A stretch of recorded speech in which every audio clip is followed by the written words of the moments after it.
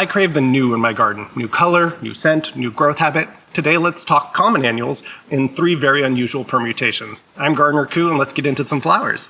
Sunflowers have bedeviled me for 3 or 4 years now. I love their pop in the garden, their oomph, but they'd just be there for like a minute. Okay, maybe a month, but then they'd be done. I just hated having the holes in my garden because in the middle to the end of late summer, you'd have these towering dead things just messing up the landscape. So then I happened upon sunflower gold and silver at a local nursery. First of all, they have beautiful silver leaves, and they feel like they're made out of velvet. I find myself reaching out and stroking them every time I walk by. Then the flower show.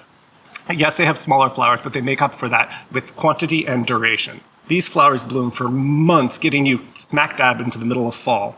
That is a really long bloom period for a sunflower. After they're done blooming, they become a favorite for the finches to snack off of the heads. Sunflower gold and silver gets 6 feet tall and 2 feet wide and is just awesome in the landscape.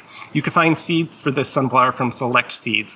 One warning, like all sunflowers, it is susceptible to downy mildew. But if that happens, just hit it with a little atomized sulfur. Please hit like and subscribe, we got 2 more to go.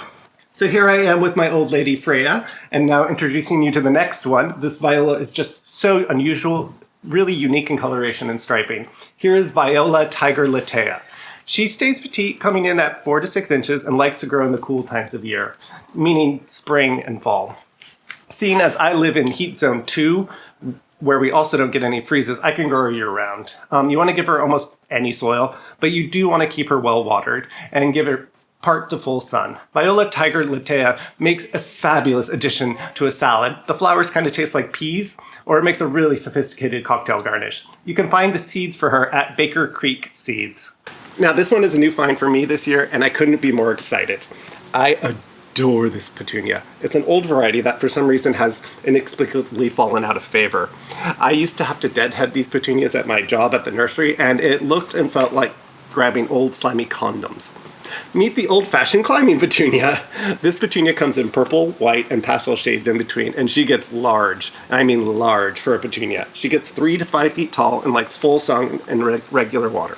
According to Select Seeds, it's a reseeder, but it's my first year growing it, so I don't know. And no deadheading. Maybe it'll help it bloom more later, but I'm not going to do it, and so far it hasn't slowed down at all. Now the very best part, something no modern petunia has. She's fragrant. It's a beautiful scent that releases at night to just make your life better. There is nothing like having the fragrance of flowers just drifting in the air. Truly a great petunia. So go experiment in your garden. Try a new variety or a crazy old one like this. I'm Gardener Coo with Freya, and go get your hands dirty.